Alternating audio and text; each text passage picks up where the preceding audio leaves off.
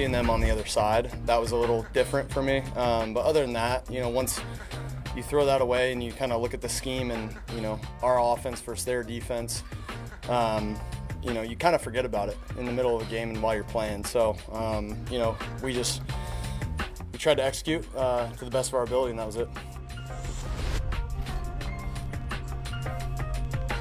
Sam Darnold cast aside by the New York Jets in the offseason, traded to the Panthers, and then the schedule comes out in May, and game one, Jets at Panthers. I spoke to Darnold after the game, and I said, what's your reaction? Take me back to May. You see that happen, that the Jets are coming to town. You get your first shot against them. And he said he's had mixed emotions the entire time, all the way up until kickoff. He said once the game started, he didn't think about it, which means before the game started, he was thinking about it. And he said even at the national anthem, he's standing there looking across, and he sees all the Jets uniforms. He sees all the guys he knows, and it's just weird. But he said once the game started, that all went away, and off he went.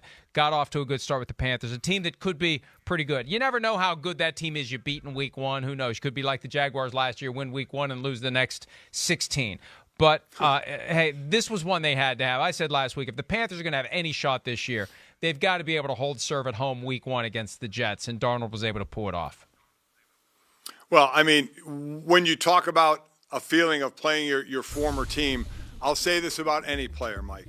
I don't care if it's an amicable split or a bad split. And this was one where he was a top pick, and they said, you weren't good enough to be our top pick, and we're moving on. So it wasn't an amicable split.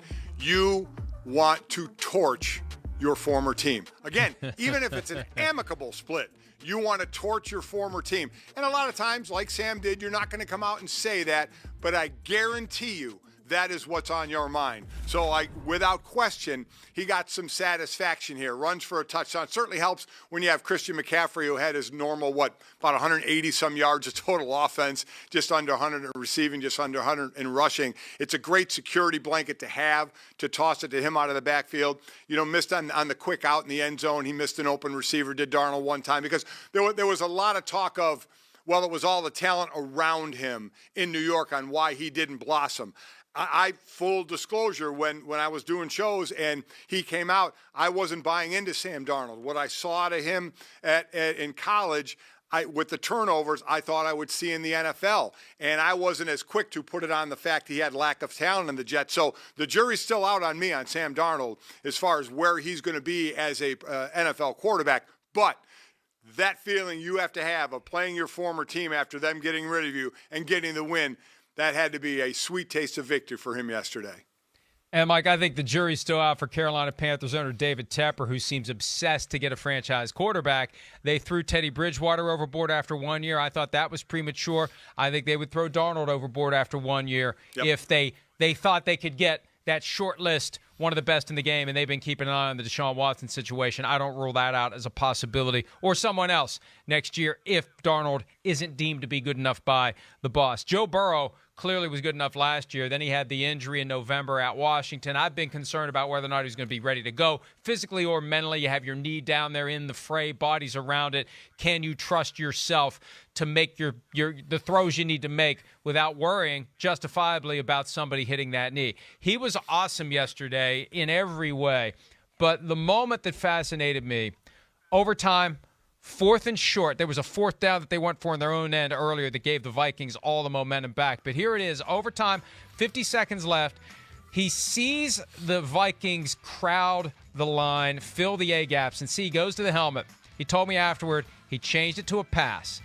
And when he got the ball and when he went into his drop, he made 3 reads. First guy covered, second guy covered, third guy was C.J. Uzomah.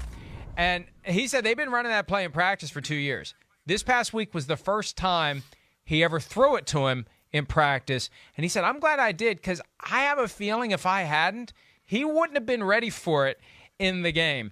And it worked out perfectly for the Bengals, set them up for the field goal with no time remaining in overtime to get to 1-0. A game that, I tell you what, it was one of my best bets for the week. I saw Vikings favored by 3.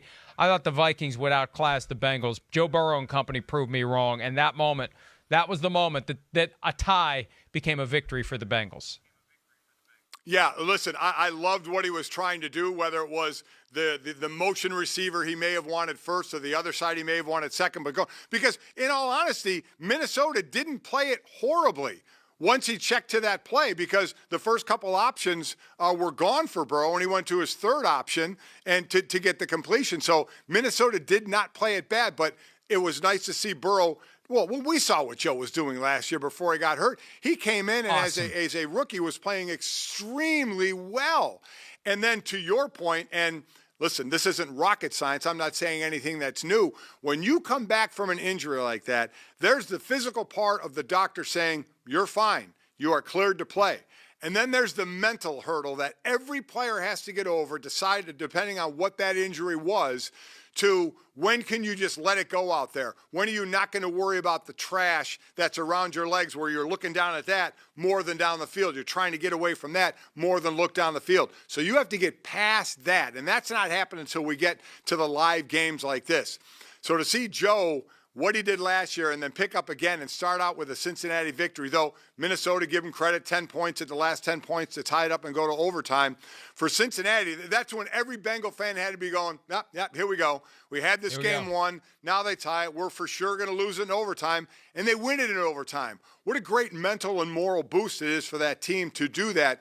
But for Burrow, he came in day one, Mike, last year, and I think, to me, it showed he had command of that offense. So, and that's really only going to get better. When we talked earlier about rookie quarterbacks and what their personalities are, Joe came in and took control. For a guy who just had that 1 year in college and he blew up and all of a sudden he's the top pick, in the draft, he has handled and carried himself extremely well.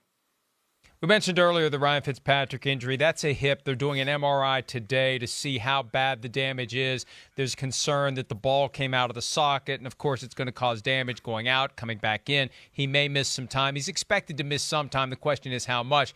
I'm told Cam Newton not on the radar screen yet. It'll be Taylor Heineke and Kyle Allen. But if one of those guys goes down, at some point – the trail of breadcrumbs may lead Ron Rivera right back to the guy he was with for 9 years in Carolina. The big factor to keep in mind there is that the relationships, not just between Rivera and Newton, Mike, but the assistant coaches who are in Washington now that used to be in Carolina. Hi, I'm Mike Tirico, and thanks for watching. Make sure to hit subscribe for the latest news and highlights from NBC Sports.